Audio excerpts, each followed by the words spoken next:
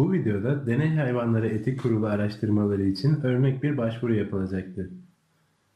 Daha önceden hazırladığımız başvuru dosyalarını PDF olarak kaydetmiş olmamız gerekmektedir. Eğer dosyalarınız hazırsa, deney hayvanları araştırmaları başlığı altındaki başvuru yap butonuna tıklayarak ilk aşamaya başlıyoruz. Burada çalışmanın başlığı,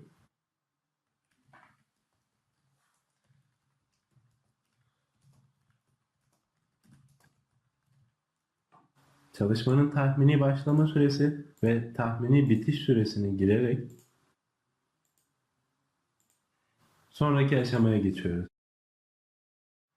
Dosyaları yüklerken dosya yükleme alanının sol üst kısmında bulunan başlığa dikkat ederek yüklemeniz gerekmektedir. Dosyaları yüklemek için alana tıklıyorum. Daha sonra yüklenecek olan dosyayı seçiyorum ve aç diyorum. Bu aşamada dosyamız ön izleme olarak geliyor. Dosyalarımızı incelemek istersek büyüteç butonuna tıklayarak ön izleme olarak görüntüleyebiliyoruz. Eğer dosya doğru yüklenmişse yükle butonuna tıklayarak dosyayı sisteme kaydediyoruz. Dosya yükleme işlemi başarılı uyarısıyla karşılaştıysak her şey doğru yapılmış demektir. Tamam'a tıklayarak diğer dosyalara devam edebiliriz. Eğer dosyayı yanlış yüklemiş olursak, inceledikten sonra yanlış olduğunu fark edersek, çöp kutusu butonuna tıklayarak dosyayı kaldırıp yeni bir dosya seçebiliriz.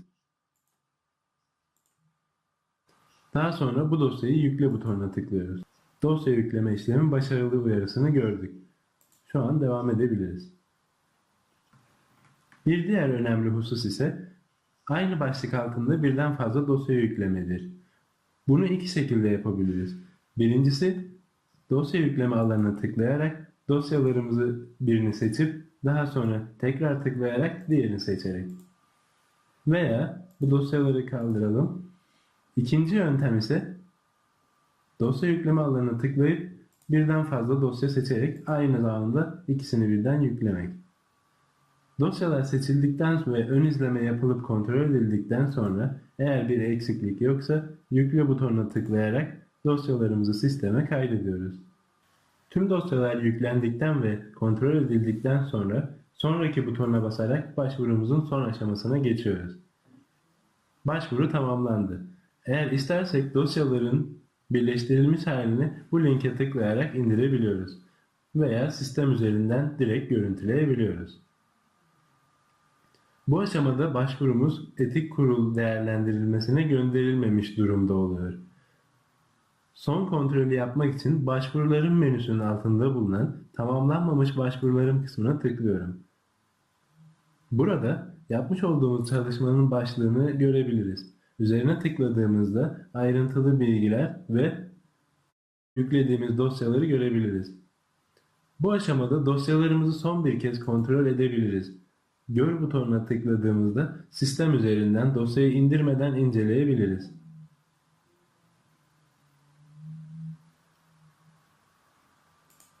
Dosyalar incelendikten sonra eğer bir hata veya fazlalık varsa dosyayı kaldır butonuyla dosyayı sistemden silebiliriz. Dosya sistemden silindikten sonra eğer yeni bir dosya yüklememiz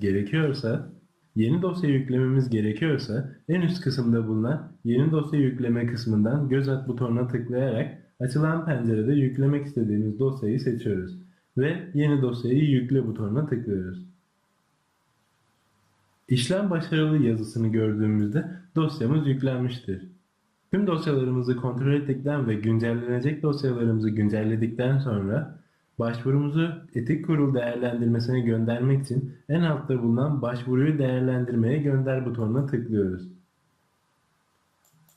Bu sayede başvurumuz etik kurul değerlendirmesine gönderilmiş oluyor. Değerlendirmedeki başvurularımıza başvuruların menüsünün altındaki değerlendirme aşamasındaki başvuruların linkinden ulaşabilirsiniz.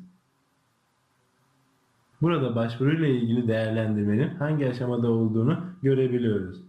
Veya başvuruyu sistemden tamamen silmek istiyorsak başvuruyu tamamen kaldır butonunu tıklayabiliriz. Araştırma ile ilgili etik kurul tarafından yapılan değerlendirme sonuçlarını başvuruların menüsünün altındaki sonuçlanan başvuruların linkinden görebilirsiniz. Ayrıca etik kurul tarafından başvurunuz değerlendirildiğinde sisteme kayıtlı olan e-posta adresinize mail ile bilgilendirme gönderilecektir. Eğer gelen kutusunda gerekli maili göremiyorsanız spam veya gereksiz mail kutusunu kontrol etmeyi unutmayınız.